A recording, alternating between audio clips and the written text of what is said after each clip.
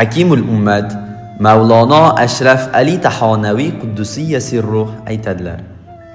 Tajribadan ma'lumki, Ramazondagi ibodatning ta'siri o'zidan keyin 11 oy turadi. Kim Ramazon oyida biror yaxshi amalni mashaqqat ila qilsa, Ramazondan keyin o'sha ishni osonlik ila qila oladi. Kim Ramazon oyida biror gunohdan saqlansa, Ramazondan keyin o'sha gunohdan osonlik ila saqlana oladi. Ramazon oyida gunohdan saqlanish qiyin emas, chunki shaytonlar kishanlangan bo'ladi. Shaytonlar kishallangach esa sizning gunohlardan saqlanishingiz ham oson bo'ladi.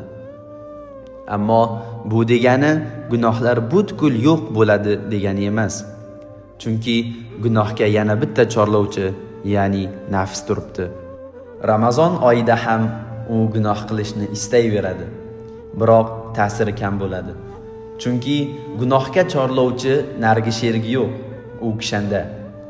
Ramazon oyining 30 kunlik mashaqqatiga chidash u qadar og'ir ish emas.